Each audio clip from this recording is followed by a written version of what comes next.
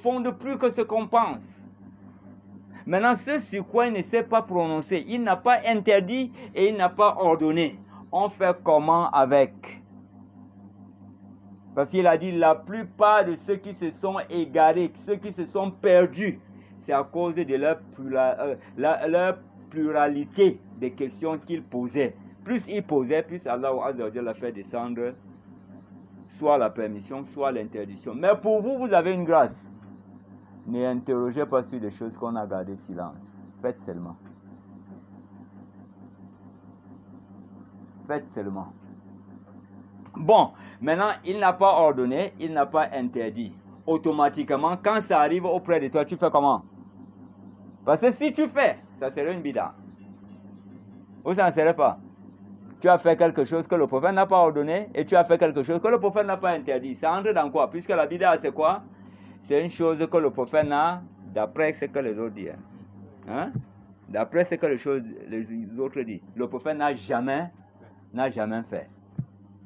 Maintenant, il faudrait qu'on l'étudie dans sa profondeur.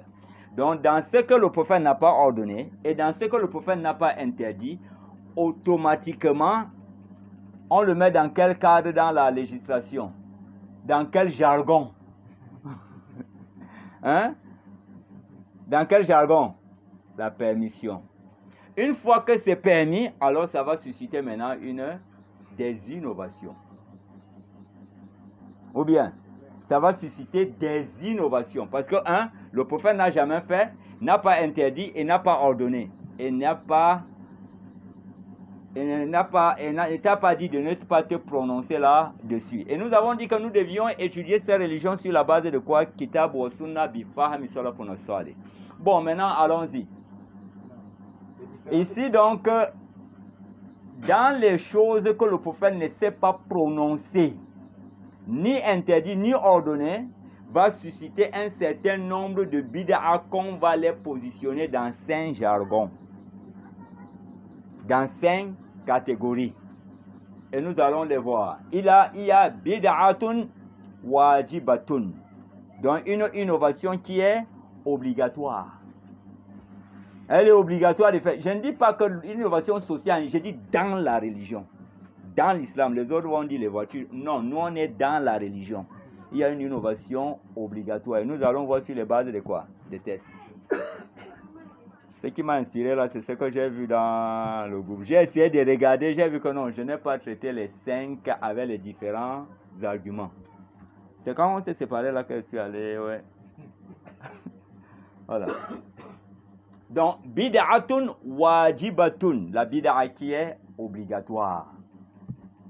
Bid'atun mustahabbatun, la bid'a qui est préférentielle.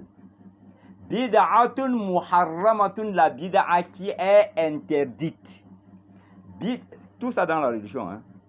Il y a un bid'a obligatoire dans la religion. On va le voir. Bid'atun makruhatun, c'est-à-dire la bid'a qui est détestable dans la religion. Bid'atun mubahatun, la bid'a qui est permise. La bid'a qui est permise. J'ai vu quelqu'un qui a dit que non, la bid'a, il reste la bid'a approuvée. Mais la bid'a approuvée, c'est la permise, non? Hein? Ah, ça c'est vrai. Il dit la 6e, maintenant c'est l'approuvée. Ah, la sunna approuvée. Bon, voilà donc ces 5 types de bid'a. Et les 5 types de bid'a sont résumés en 2. Les 5 types-là sont résumés en 2, comme a dit Imam Al-Shafi et bien d'autres savants. Bon, commençons donc par les 5 types de bid'a. Qu'est-ce que c'est une bid'a obligatoire? Dans son ouvrage Institut Qawaid al-Ahkam fi Masail al-Anam, Az-Zaiduddin a divisé la bid'a selon la qualification religieuse en catégories diverses. Donc, Az-Zaiduddin a réparti la bid'a en plusieurs catégories. 1.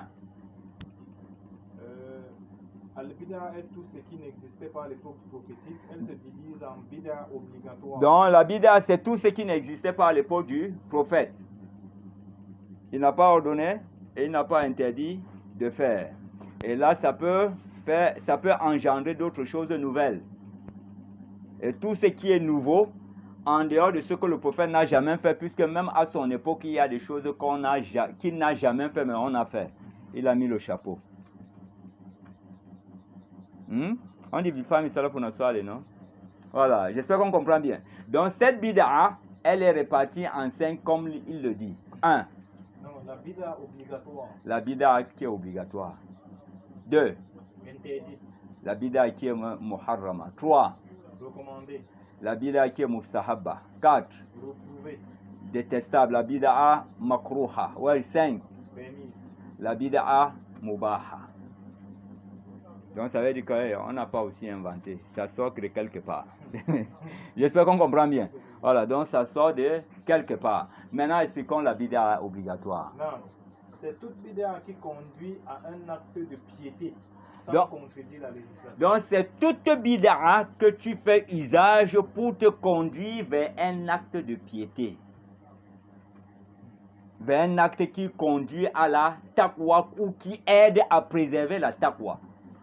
Wa ta'awanu, entraidez-vous dans les bonnes œuvres et la piété. Donc c'est toute bid'a qui ne contredit pas la législation d'Allah ainsi que la législation prophétique. Et qui mène à ce qu'on puisse conserver ou pratiquer un acte de taqwa ou alors secourir un acte de taqwa. J'espère qu'on comprend bien. Ouais, allons-y. Non. Car tout ce qui conduit à une obligation est obligatoire. Tout ce qui conduit vers un acte obligatoire est comment? Pourquoi les ablutions sont obligatoires? Il faut ça pour aller prier. Parce que la prière elle est obligatoire et tu ne peux pas prier sans les obligations, sans les ablutions. J'espère qu'on comprend bien. Donc tout acte qui conduit vers un acte obligatoire est lui-même obligatoire, même si le prophète n'a jamais fait. On va voir ça. C'est Allah qui te donne cet ordre. Hein? On va voir ça. C'est Allah qui te donne cet ordre comme il a donné à Khidir.